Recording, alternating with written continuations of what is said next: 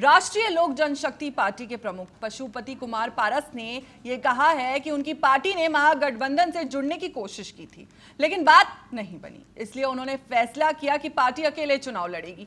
पारस को भरोसा है कि पहले चरण के चुनाव में उनकी पार्टी अच्छी संख्या में सीटें जीतकर मजबूत प्रदर्शन करेगी।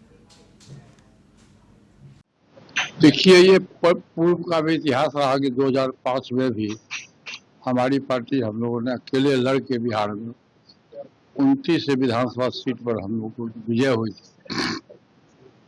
और मेरा काफी प्रयास रहा था कि महागठबंधन के साथ हमारे दल का गठबंधन हो, लेकिन खैर विवाद में मैं नहीं जाऊंगा।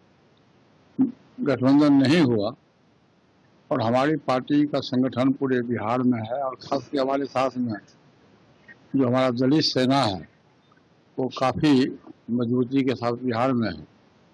हमारी पार्टी और हम लोगों ने फैसला किया कि हम अकेले चुनाव लड़ेंगे और अकेले चुनाव हम लोग मैदान में गए और प्रथम चरण का जो चुनाव था उसमें हम लोगों ने 33 लोगों को, अपने कार्यकर्ताओं को उम्मीदवार बनाया। उसमें एक भी व्यक्ति बाहरी व्यक्ति नहीं है। इसी खबर पर जुड़ेंगे हमारे संवाददाता चंदन अपराजिता और हमारे साथ अब संवाददाता अंशु भी जुड़ चुकी है। अंशु, आपसे ही जानना चाहूंगी कि पशुपति कुमार पारस ने महागठबंधन से जुड़ने की कोशिश की, तो पहला सवाल तो यही है कि क्यों जुड़ने की कोशिश करी और वो सफल नहीं हो सके। दूसरा, उनकी पार्टी अकेले चुनाव लड़ने का फैसला आखिर क्यों कर रही है?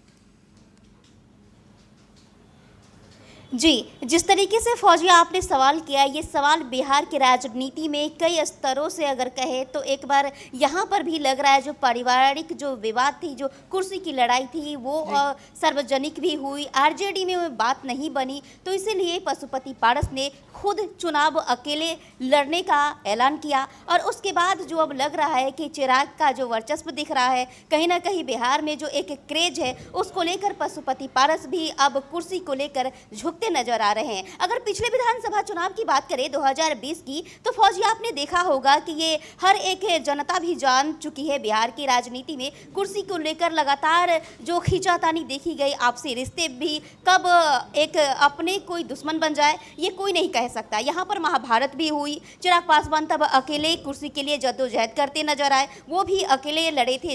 यहाँ पर वही एक जो कहावत है वो दोहराई जा रही है, जो कर्म होता है वापस आता है, ये सब जनता भी कह रहे हैं और पार्टी के समर्थक द्वारा भी कहा जा रहा है। ये कितने बार ये भी एलजेपीआर के द्वारा भी कहा गया कि कहीं ना कहीं जो पशुपति पारस ने जो चिराग पासवान के लिए जो स्थिति जो कायम कर दी थी, उसी चौखट पे, उसी जगह पे खड़े हो चुके हैं अभी पशुपति पारस। वही कर्म वापस आ रहा है, ये कहा जा रहा है एलजेपीआर के द्वारा।